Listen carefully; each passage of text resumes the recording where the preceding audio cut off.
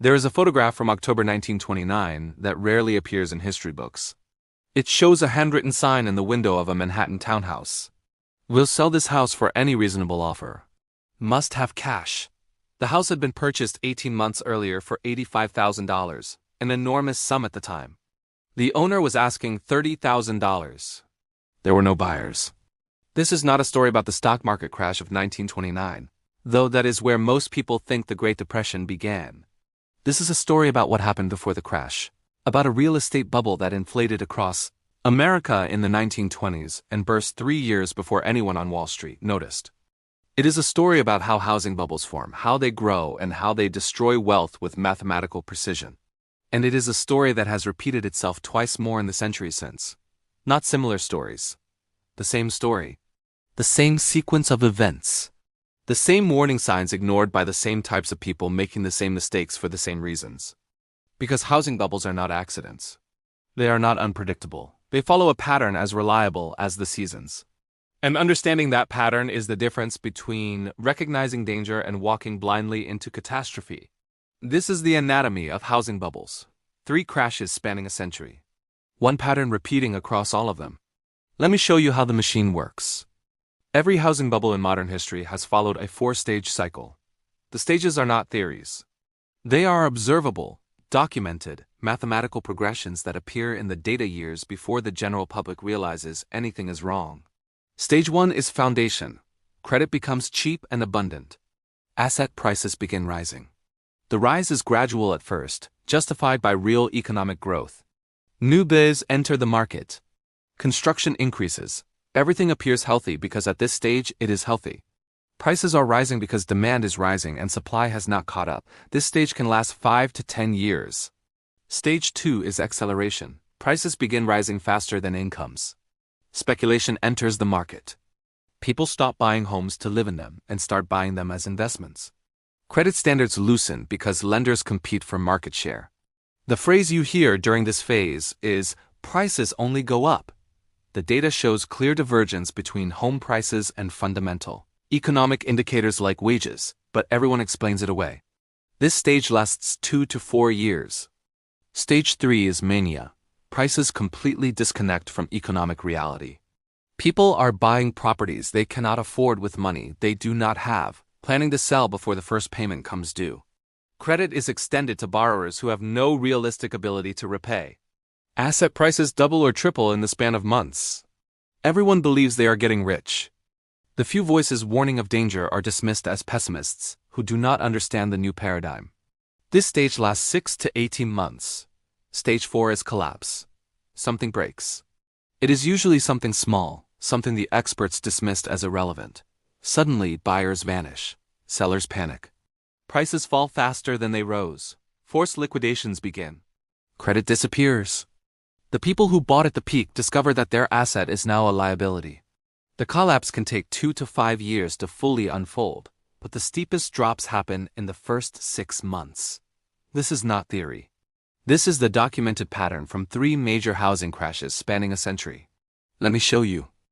Everyone knows the stock market crashed in October 1929. What almost no one knows is that the real estate market crashed 3 years earlier, in 1926, and that crash set in motion the chain of events that led to the Great Depression.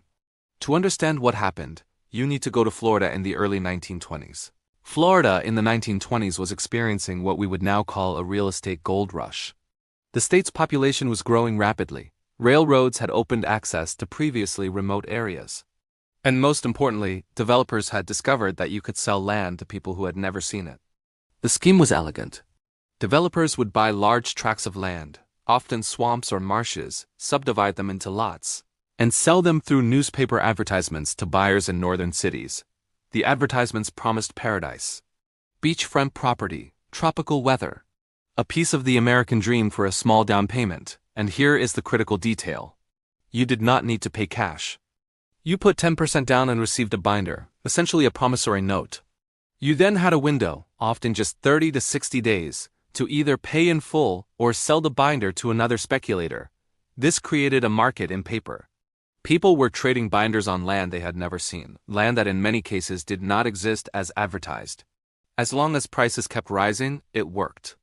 You bought a binder for $1,000, sold it a month later for $1,200, and pocketed the difference. Everyone was making money. Everyone was a genius. Stage 3 Mania. By 1925, the volume of real estate transactions in Miami exceeded the volume in New York City, despite Miami having a fraction of New York's population. Land prices in some areas increased tenfold in 2 years. A lot that sold for $500 in 1923 sold for $5,000 in 1925, except most of these transactions were just paper changing hands. Very few people were actually developing the land or building on it. It was pure speculation. Then in September 1926, a massive hurricane struck South Florida. It was a Category 4 storm, one of the most powerful to hit the United States in decades. The hurricane killed hundreds of people and caused enormous physical damage. But the real damage was psychological. After the storm, people who had bought land through advertisements decided they should probably go look at what they had purchased. They traveled to Florida and discovered something inconvenient. Much of the land they had bought was underwater. Not because of the hurricane, it had always been underwater. It was swampland, it was marshland, it was worthless. The market collapsed overnight.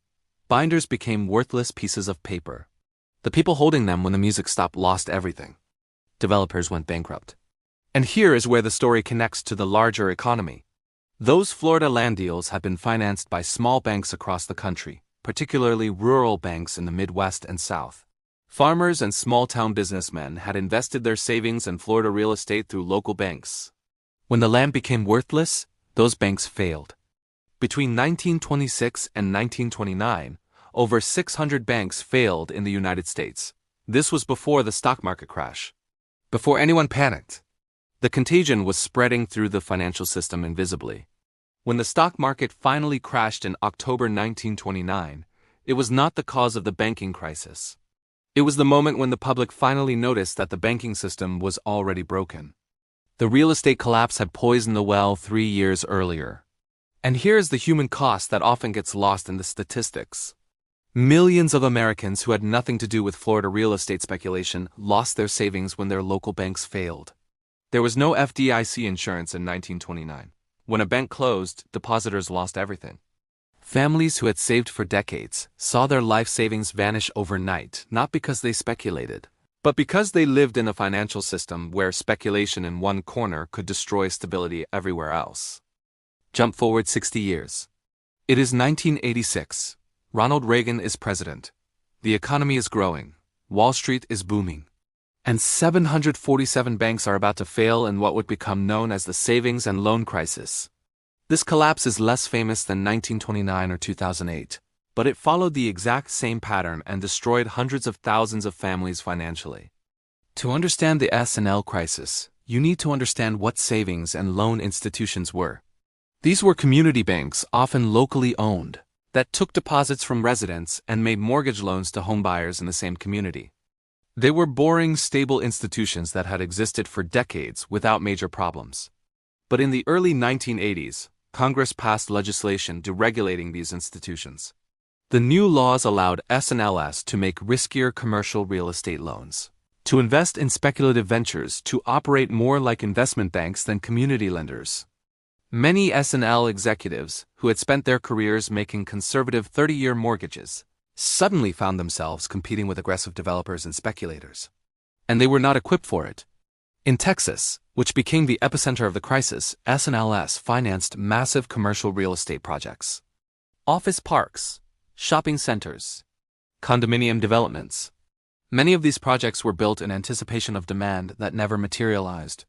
By 1985, commercial vacancy rates in Texas exceeded 30%. 3 out of every 10 commercial buildings stood empty. Developers who had borrowed millions could not make their loan payments because they had no tenants and no rental income. The S&Ls that had financed these projects faced catastrophic losses. But here's where the story becomes darker.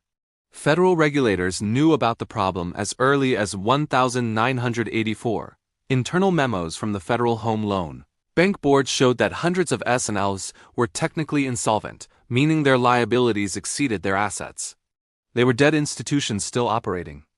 But regulators made a calculated decision. They chose not to shut these institutions down immediately because they feared it would trigger panic and contagion. They believed they could manage the crisis slowly, allowing troubled institutions to fail gradually without destabilizing the entire system. That strategy might have worked if the problem had been small and isolated, but it was neither small nor isolated. By the time the crisis peaked in 1989, over 1,000 savings and loan institutions had failed. The federal government created the Resolution Trust Corporation to take over and liquidate the failed institutions. The final cost to taxpayers was approximately $132 billion, but the financial cost is only part of the story. Hundreds of thousands of families who had mortgages with failed S&LS suddenly found their loans sold to new owners. In many cases, these new owners were investment firms that had purchased the mortgages at steep discounts. These firms had no relationship with the borrowers, no interest in working out problems, and often began foreclosure proceedings immediately for any missed payment. People who had been making their mortgage payments to a local banker they knew personally were now dealing with a collections agency in another state. The personal relationship that had characterized community banking was gone, replaced by impersonal financial mechanics. And here is the systemic risk that should have served as a warning. Many of these S&LS had invested depositor savings into the same risky real estate projects they were financing. Your savings account was funding the speculative bubble that would eventually destroy the value of your savings account. It was a circular system that could only function as long as real estate prices kept rising. When prices stopped rising, the entire structure collapsed. Now we arrive at 2008, the great financial crisis, the housing crash that nearly destroyed the global financial system. This one you remember, Lehman Brothers. Bear Stearns, foreclosure signs in every neighborhood. Tent cities in California and Florida. But let me show you the mechanics, because understanding how 2008 happened is essential to recognizing the pattern. The foundation was laid in the early 2000s. After the dot-com crash in 2000 and the shock of September 11, 2001, the Federal Reserve dropped interest rates to historically low levels to stimulate the economy. Mortgage rates fell below 6%, then below 5%. Home buying became cheap, demand surged, prices began rising. Stage 1, foundation. But something else happened in 2004 that would prove catastrophic.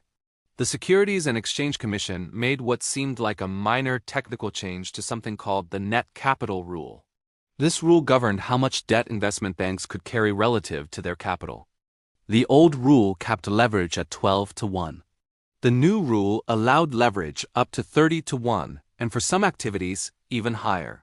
What this meant in practice is that a bank could now gamble $30 for every $1 it actually had. If the bets paid off, profits would be enormous. If the bets failed, the bank would be insolvent. And the bets they made were on housing.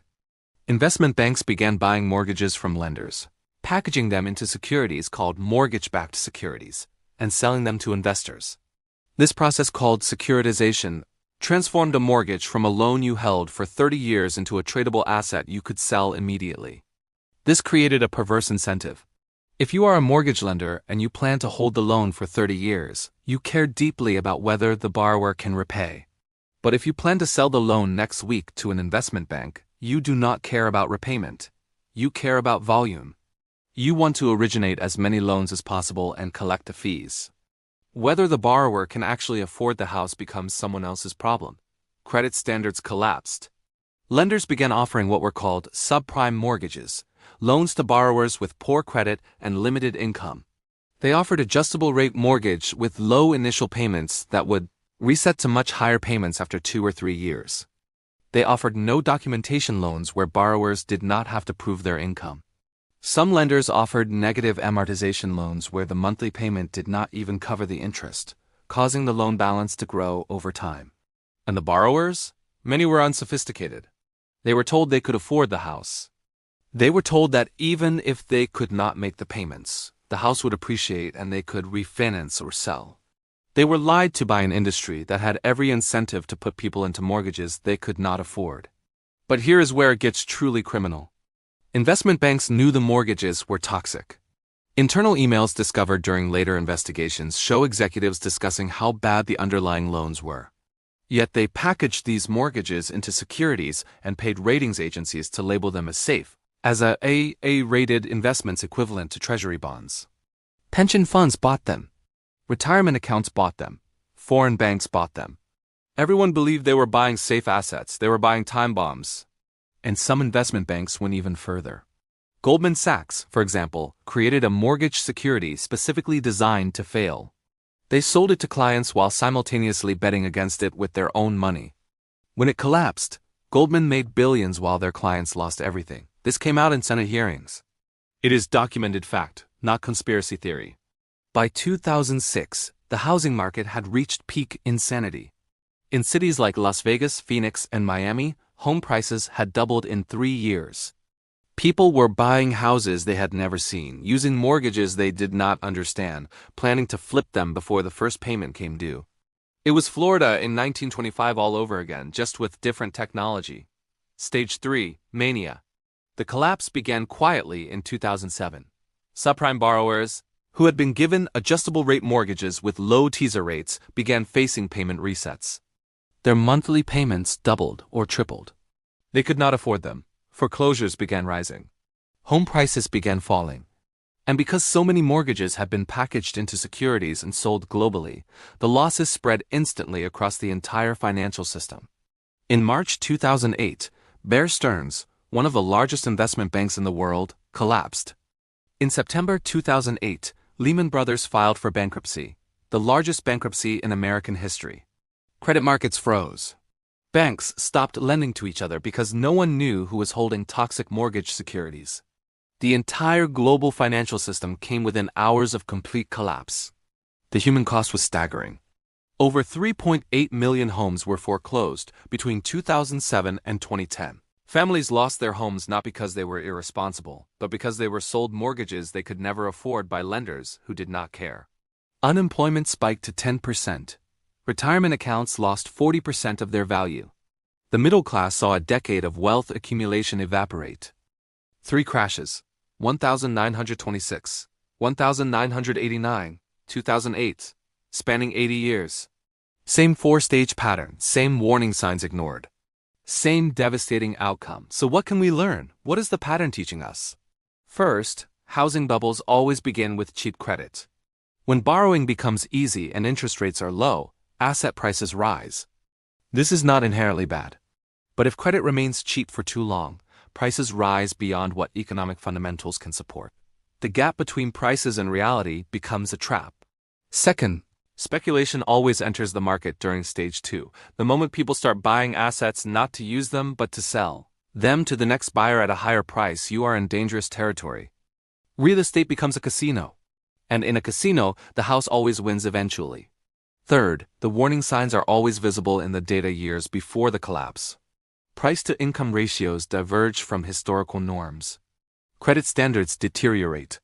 Speculative transactions increase as a percentage of total sales. But these signals are ignored because they conflict with the narrative that everyone wants to believe. Prices only go up. This time is different. We have learned from past mistakes. These phrases appear before every crash. Fourth, the trigger is always something small that experts dismissed as contained.